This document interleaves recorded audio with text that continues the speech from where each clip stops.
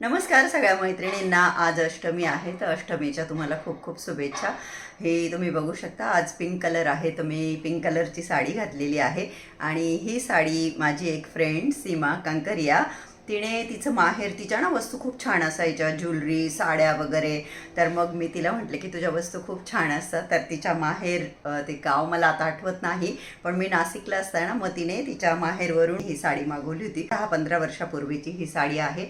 आणि माझ्या जीवनामध्ये ना, आपण म्हणतो ना, मैत्रिणींना एक विशेष स्थान आहे. आणि माझा स्वतःचा वैयक्तिक जीवनातला अनुभव पण खूप चांगला आहे. रक्ताची नाते तर आपल्या सगळ्यांसाठी महत्त्वाची असतातच, पण तितकीच महत्त्वाची मैत्रीची नाती सुद्धा असतात. मी जीवनामध्ये एक माझी ती खास अशी कमाई म्हणेल, 2010 मध्ये जेव्हा मी हैदराबाद सोडलं तेव्हाची माझी तिथली मैत्रीण रजनीत अलग, तिचं सरनेम आहे अलग, सरदार येते. 2 वर्षापूर्वी मी 8 दिवस जाऊन राहिले तिच्याकडे दिल्लीला. तुम्ही जर जुने व्हिडिओ बघाल तर तुम्ही बघालच तिला.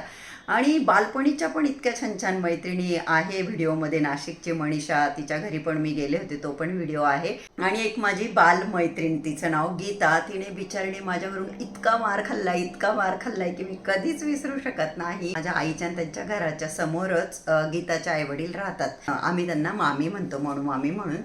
तर त्यांची सगळ्यात मोठी मुलगी गीतांजली गायकवाड, ती माझी मैत्रीण होती. दिवाळीच्या वेळेस मी सिन्नरला जाईल तेव्हा नक्की तुम्हाला भेटवेल तिला.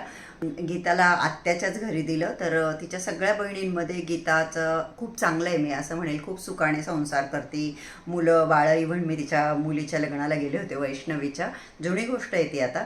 परंतु काय व्हायचं ना, गीता घरात न विचारता बिंदास माझ्याबरोबर कुठेही यायची, कुठेही. मी जिकडे जाईल तिकडे, शेतात तर शेतात, गावामध्ये काही काम करण्यासाठी.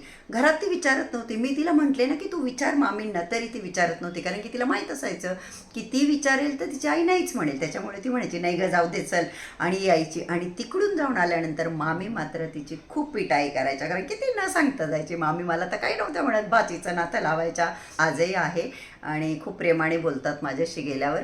मला काय नव्हतं म्हणत का गुड्डाबाई कुठे गेल्या वगैरे वगैरे, पण गीताची मात्र प्रचंड पिटाई व्हायची, खूप मार खायची बिचारी माझ्यावरून.